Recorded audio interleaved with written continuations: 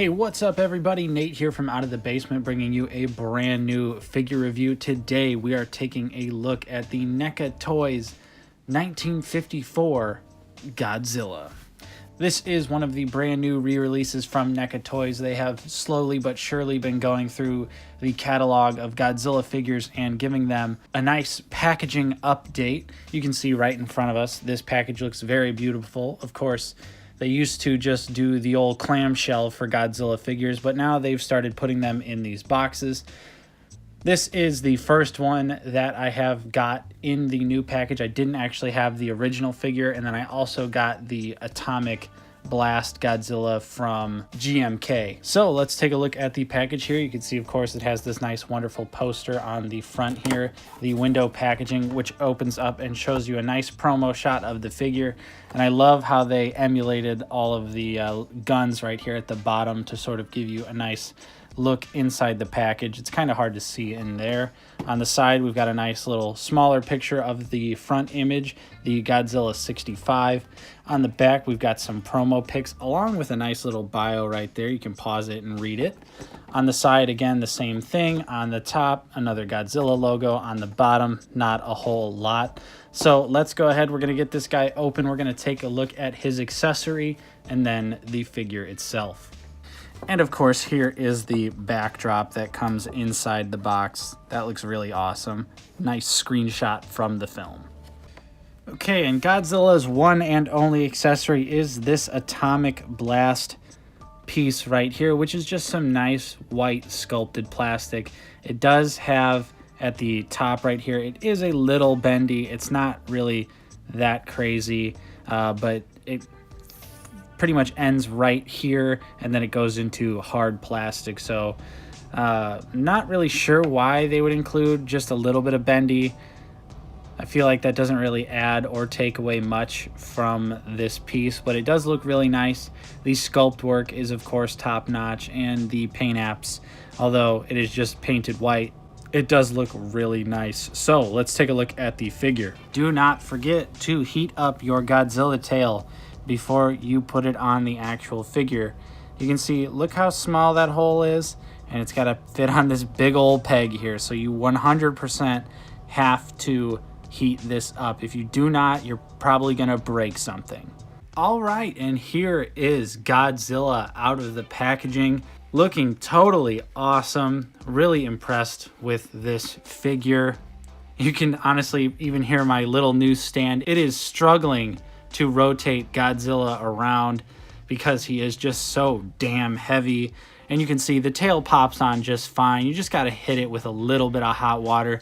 And honestly, with my experience with all NECA Godzilla figures, it's just a good idea to kind of hit the whole entire figure with hot water. I definitely had to hit a few spots on the figure, specifically the elbows, to get those working because they were frozen. So let's go ahead. We're going to take them off the stand, take a close look at the details, and then we're going to take a look at the articulation.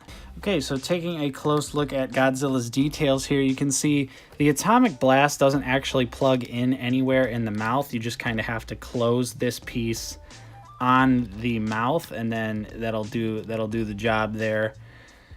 Which is kind of strange. I kind of thought it was going to tab in somewhere at the back of the throat, but as far as I can see inside the head, it doesn't really look like there's anything in there for this to plug into, so I think he just kind of has to grip it with his jaw.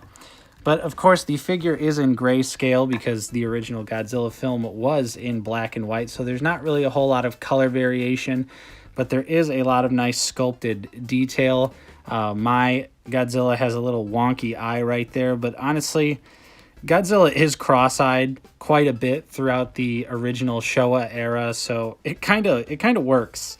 It's definitely not lined up correctly, but I think for what it is, honestly, I don't hate it. It kind of adds to the goofiness of those early Godzilla movies, even though the first Godzilla film is pretty serious. But just take a look at all of this wonderful sculpt work that NECA has put into Godzilla. All of these spines and everything on the back, and the details are all there.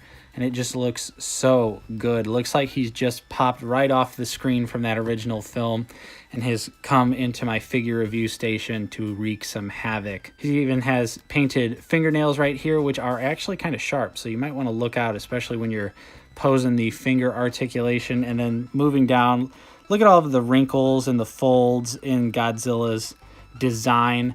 Looks very good, very faithful to the movie as far as my memory serves. The toenails down here also look fantastic, really cleanly painted. And like I was saying, the spines also look very good, and they continue all the way down to the tail piece right here, which this tail piece, like most Godzilla tail pieces, is bendy as well. And for him, his tail's a little stiff, so you're definitely going to have to bend it to get him in a nice standing pose. But yeah, overall, not really a whole lot to talk about with the details, but they are there and they do look very nice. So let's go ahead and talk articulation. Of course, as you can see right here, Godzilla does have jaw articulation, so his mouth closes just like that and can open very far as well. He has a ball joint on his neck right here, and then he also has one on the lower part of his neck right here, and this is sort of a separate piece in the middle right there. So you can definitely get him to look down really far, and he can look up a decent amount as well. The arms do move back and they move out just about that far, and you can sort of fold them inwards just like that. Looks really nice. He has a single jointed elbow, which again, like I was saying, you might want to hot water these and just be gentle anyway, because it is really tight just from the amount of paint that is on Godzilla. He's pretty much 100% painted all over the place, but the single jointed elbow does work pretty well. No real complaints there. And he does have finger articulation on both hands, so you can open and close his fingers. And of course, they're on a ball joint, so you can rotate him around and get him into all sorts of good classic Godzilla poses. He does have ab crunch as well, which goes down just a little bit and goes up not too far at all. And then for his legs, they do kind of move out to the side.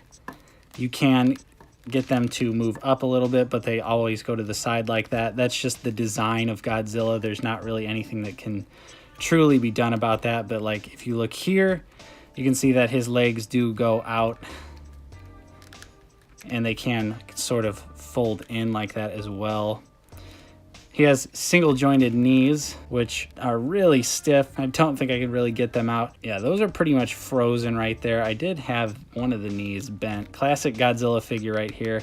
Yeah, I'm not going to try and stress that. The single jointed knees are there, but honestly, for a Godzilla figure, you're pretty much buying a glorified statue. I don't know about you guys, but I'm not really trying to put my Godzilla figures in super dynamic poses, so it doesn't really bug me. But if that is something that does bug you, then there is your warning. He also does have ankle pivot, and the feet don't really move up too far, and they move down just a little bit. So for me, the articulation, while it's not great, it still is serviceable. And for the tail, of course, you get a ball joint right there, which is really stiff, but you can see that it does have some movement there. Another ball joint right there, and another ball joint right there. And then finally on the end piece of the tail, another ball joint right there. So you do get plenty of flexibility out of the tail, which is not a bad thing. I think that's good. The tail is important, probably the most important detail when it comes to articulation for Godzilla, in my opinion, along with the mouth being able to open and close and properly look down. So like I was saying, the articulation definitely could probably be better, but come on guys, it's a Godzilla figure. What are we really looking for here? So now we're going to compare him to some other Godzilla figures as well as some other figures in general.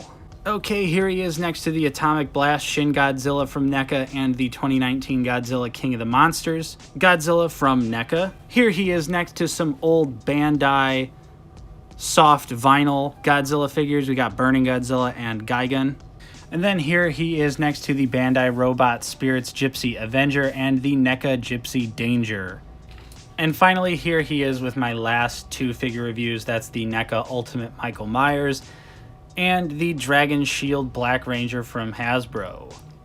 So yeah, overall, I think this figure absolutely nails exactly what it's trying to do. It looks exactly like the 1954 version of Godzilla. I love the black and white look of the figure. Of course, the articulation is pretty limited and it is very stiff. So again, if you didn't hear me the first 2 times, dip this bad boy in hot water, hit him with a hairdryer, whatever your preferred method of freeing up those joints are. Just do it. You don't want to break anything on this guy. And of course, this is one of Godzilla's, it is Godzilla's classic look.